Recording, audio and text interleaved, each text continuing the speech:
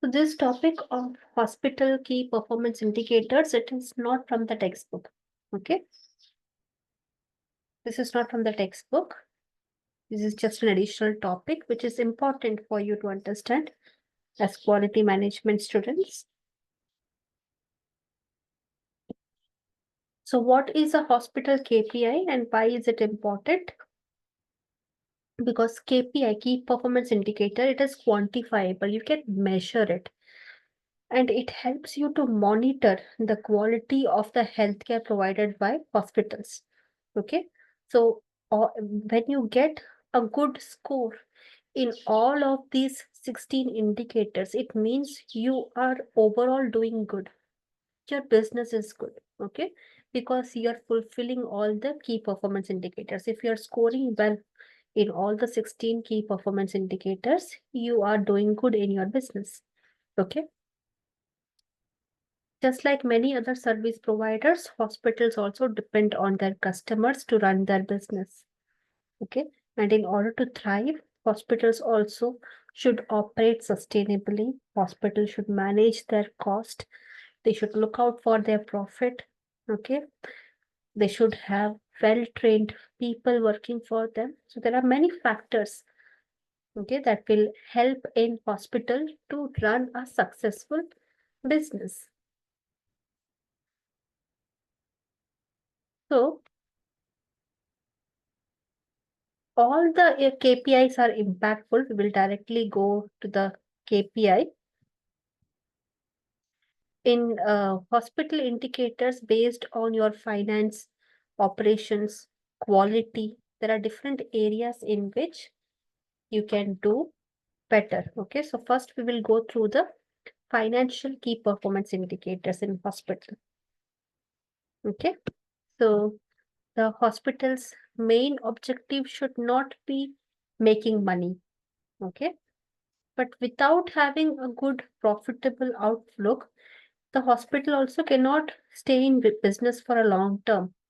Okay, so certain financial metrics you should be very calculative about that. Okay, so first one is the average treatment cost.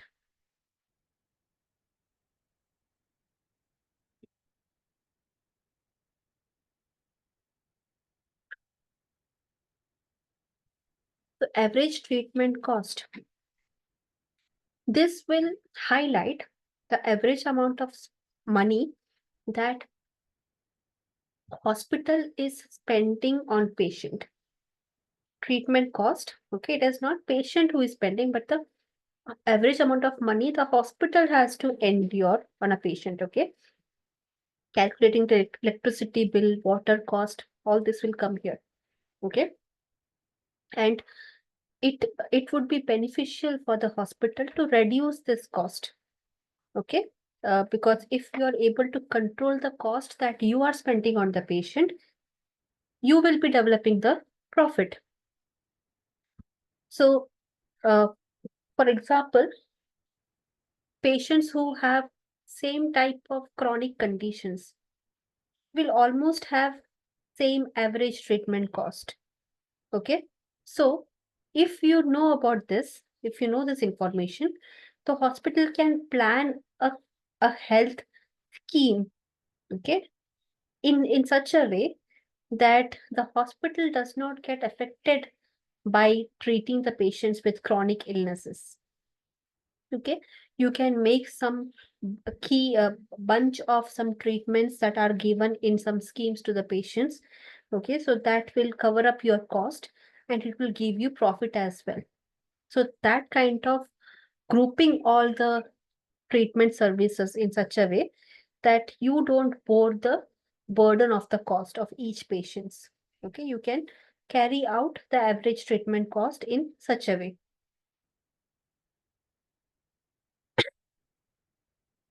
Every different disease condition, people from different age group, they all will have a different viewpoint of average treatment cost. Okay, so the bottom line is the hospital should reduce the average treatment cost to stay in business. The money that you spend on patient should be controlled. Okay, Then insurance claim processing time and cost. The waiting time that is spent by the hospital staff in processing insurance, okay, that also can impact your quality. If the hospital staff has to wait for long hours for the insurance company to respond to the claim, okay, processing time, if it is too long, it will affect the quality. Patients will get irritated. Why is it taking so long?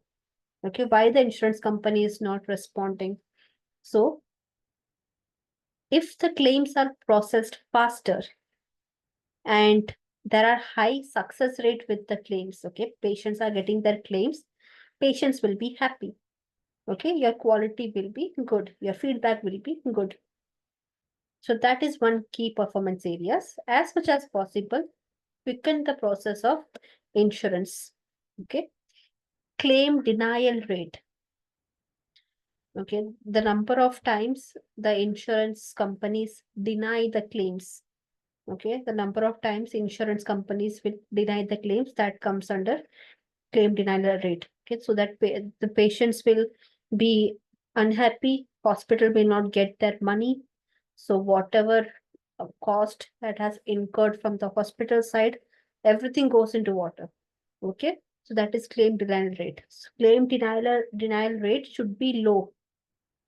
Okay, and there is a formula for it. Numerator is number of claims that have been denied. Denominator is total number of submitted claims. For example, one day the hospital is submitting around 100 claims. Insurance claims have been submitted. Okay, but 20 claims got denied, 80 claims got accepted. So 20 by 100. Okay, so that's how you calculate the claim denial rate.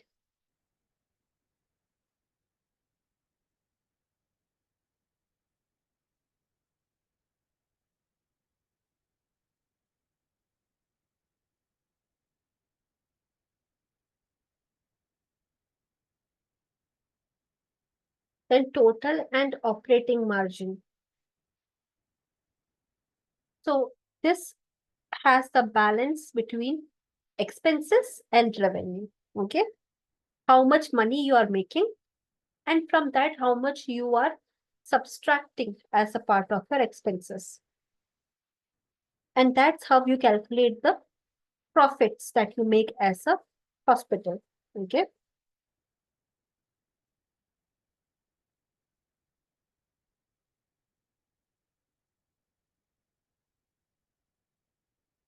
So it is important not to confuse the hospital's total margin and operating margin KPIs. Okay.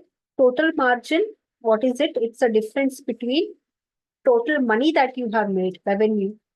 Okay.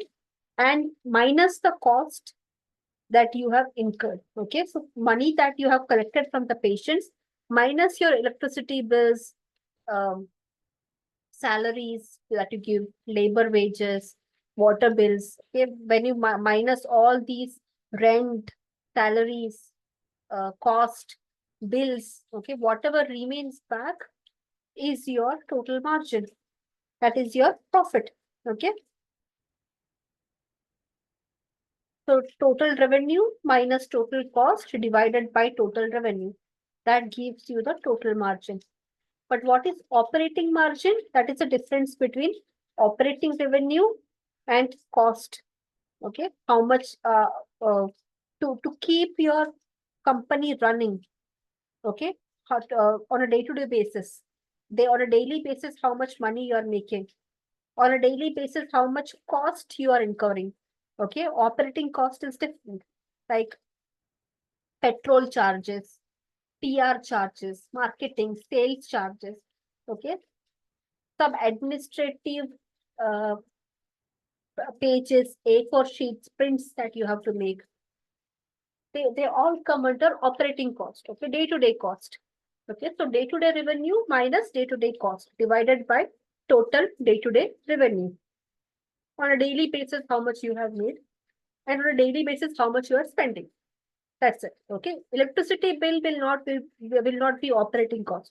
Once in a month, you are paying the electricity bill. Water bill also, once in a month you are paying. So they are not operating cost. On a day-to-day basis, how much the hospital have to spend on petty cash here and there. And on day-to-day basis, how much the hospital is making. Daily, what is the revenue that the hospital made. Okay. So the difference between that divided by total operating revenue, that gives you the operating margin. Okay. So operating margin should be higher. Total margin also should be higher. It means you are working on profit. Okay. Coming to the operations key performance indicator, patient or bed turnover rate. How fast the patients leave the hospital and are replaced by new patients. Okay. That is called patient turnover rate or bed turnover rate, because the faster the patients keep moving, the more profit you will make.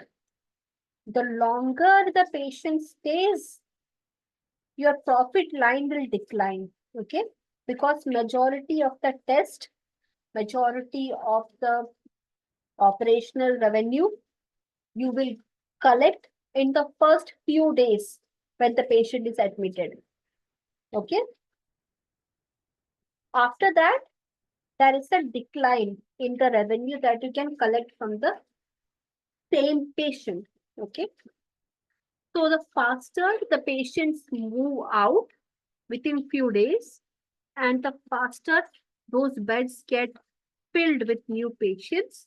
Okay, that's how you can say that it's a good profitable business that you are doing. Okay, there are different areas that affect this patient and bed turnover. It depends on hospital's quality of care. Okay, if your quality of care is good, patients will leave your hospital sooner. They will get recovery and they will waste no time, they will leave. But if the patient was neglected, good care was not given, good treatment was not given, patient will get some complications. So obviously the patient will stay for a longer time.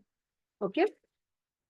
Then the second area is how effective your room cleaning process is, your housekeeping, because cleaning is an important part. The quickly you can clean and prepare the room to accept a new patient will allow the hospital to make more revenue. Okay, so now the patient has left, but your housekeeping staff is taking a lot of time to replace the bed sheets, prepare the room, clean it, disinfect it for the new patient. If it is taking a lot of time, you will lose the patient. Okay, you will lose the new patient. So that is the patient room and bed turnover rate. Then you have the bed occupancy rate. So this brings your attention towards the availability of bed. Okay, there's a formula for it. Bed occupancy rate is equal to number of beds that are in use, occupied by the patients right now, divided by total number of beds. So if you are a 250 bedded hospital, okay, and there are around, let's say, there are around 200 beds that are occupied right now. So 200 divided by 250. Okay, so that's the whatever you get is the bed occupancy rate. A high bed occupancy rate should be avoided because it leads to staff who is tired, exhausted, overburdened. Low bed occupancy rate should also be avoided because it means you are not giving good services. The hospital is being not utilized properly. Okay. So that is the bed occupancy rate. Next is use of medical equipment. how frequently are you using medical devices? Okay. Medical devices also have to keep running, should be used, because only then you can get back the profit.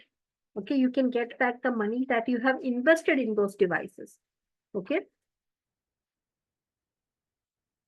If the medical equipment is not being used without making enough profit, it may become obsolete, because the medical field is advancing very fast. On a daily basis, the medical field is advancing. If you are not able to use up the equipment that is existing in the hospital as much as possible and create as much of revenue from it, okay, one day it will become outdated and obsolete. You cannot use it any further on patients. Okay. So you have lost the money that you have invested in that equipment. It has not generated the revenue it was supposed to generate. Okay. So medical equipments, whatever you have bought for the hospital, all should be used. Okay.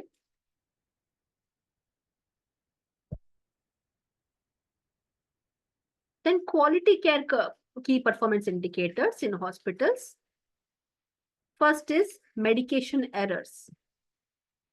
Very common area where uh, malpractices take place very frequently. Okay. So if you have a high medication errors, which means your hospital is not giving good quality care. And there is a formula for medication errors. Okay. Total number of wrong diagnosis plus wrong medications, wrong dosage. When you have cases like this, you have diagnosed a wrong disease, you gave wrong medication to the patient, wrong dose was given to the patient. When you come across such issues, sum total of it, all those issues, divided by total number of patients that you have seen. Okay. It can be done on monthly basis as well. In the month of June, how many patients have you seen, inpatients or outpatients? Out of that, how many wrong diagnoses were done, wrong medications were given, wrong doses were given? Add it up. That will be the numerator.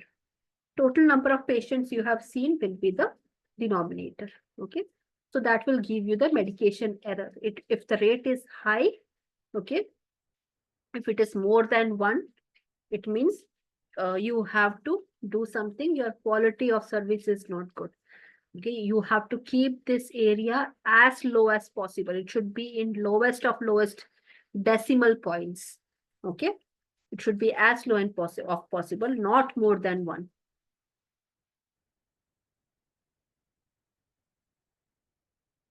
Then hospital-induced infection rate, hospital-acquired infections. Okay. It's an area of patient safety. This also keep it as low as possible. Okay. There is a formula for this. Hospital-induced infection rate is equal to number of patients who got infection during their hospital stay. They didn't get this infection while being admitted.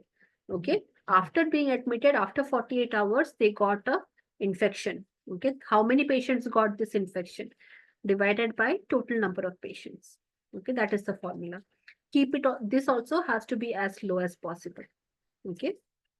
It reflects on the quality of healthcare. Then patients wait time. Waiting time. Okay. You have to measure, you have to take the average time when the patient is being registered in the reception till the time they see the doctor. Okay. That is the patient wait time. So at 9 a.m., the patient registered at the front office and they were in the waiting room, waiting area. Okay. And at what time they got into the consultation room. Okay. You can just write these times on their patient file and get an average, collect the average for each patient who visit. Okay. You can calculate the waiting time, average waiting time. You can do this for every department. Okay. Emergency department, cardiology, urology, every department can have its own waiting time. And what this can help you understand which is the most busiest day of your hospital, which day in the week or in your hospital, which is the most busiest time in the hospital. Is it mornings, afternoons, evenings? Okay. To determine all these areas, you can use this patient wait time information. Okay. And you can make staffing adjustments in staffing when it is the busiest hours, put more staffs on duty. Okay. As compared to the time when patient is not much available, you can put less staff. Okay, so staffs will also not be burdened with the influx of patients during the busiest hours. Okay, that is the use of calculating patient wait time. Then staff to patient ratio. So nurse patient ratio, doctor patient ratio, they all come under staff to patient ratio. Okay, so number of healthcare staff, it could be nurses. Okay, number of nurses divided by number of patients. Okay, or an average number. That will give you the staff patient ratio. It will tell you how many nurses are there for how many patients. Okay, and this is not to achieve a target. It is done to see which time there are highest number of patients and lowest number of staff, or vice versa.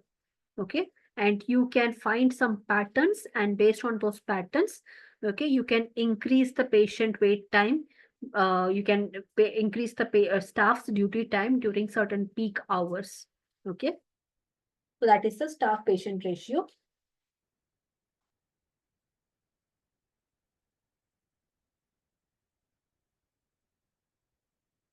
Then public health key performance indicators: number of preterm births, total number of preterm births divided by total number of births that happened in the hospital. Okay, what is preterm births? Before 30 weeks, 37 weeks, where if a child is born, it is called preterm births. Okay, and child mortality rates are also very high in terms of preterm births. Preterm babies, the rate is high when it comes to child mortality rates. And the hospital has to keep this number also low as much as possible. Then childhood immunization rate,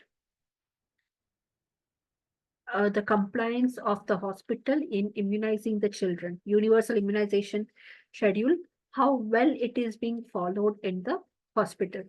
Okay, that indicates what is the value of public health. Okay, because majority of these immunizations are free of cost. Okay, vaccines will help prevent diseases in children. Okay, and also it can prevent lifelong complications in children as well.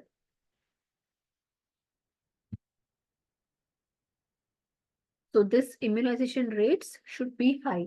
It should not be low.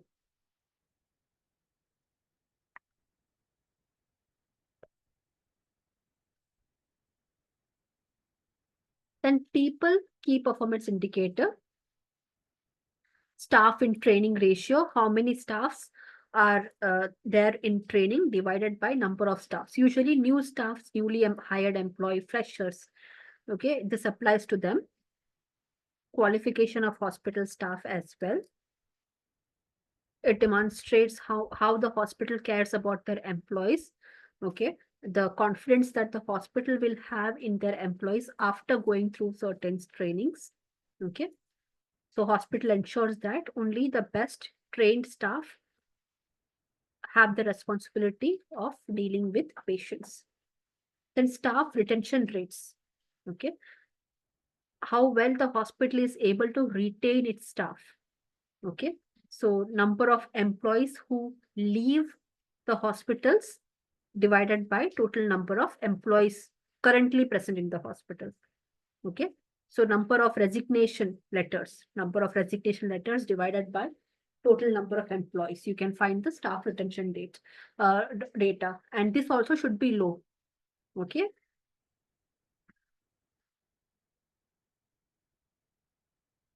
And if the staff retention rate is quite high, you are finding a lot of employees who are leaving the hospital as compared to the employees who stay back. It means there is some mismanagement in the hospital. Okay, so it has to be low. Then we have the professional health staff ratio, that is number of health professionals in employment divided by total number of employees. Okay, so it like nurses, doctors, technicians. Okay, so they are health professionals, and other administrative and maintenance employees are the regular employees. Okay, so this has to be in a balance, which means if you have too many healthcare staffs, people who are in healthcare, critical staffs, and you have very low administrative and maintenance and operational staff, you will fall behind on the quality.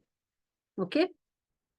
And if it is too low, like you have very less amount of doctors, nurses, and clinical staff, but you have too much of maintenance staff, administrative staff, operational staff, okay, it means your clinical workers will be overburdened.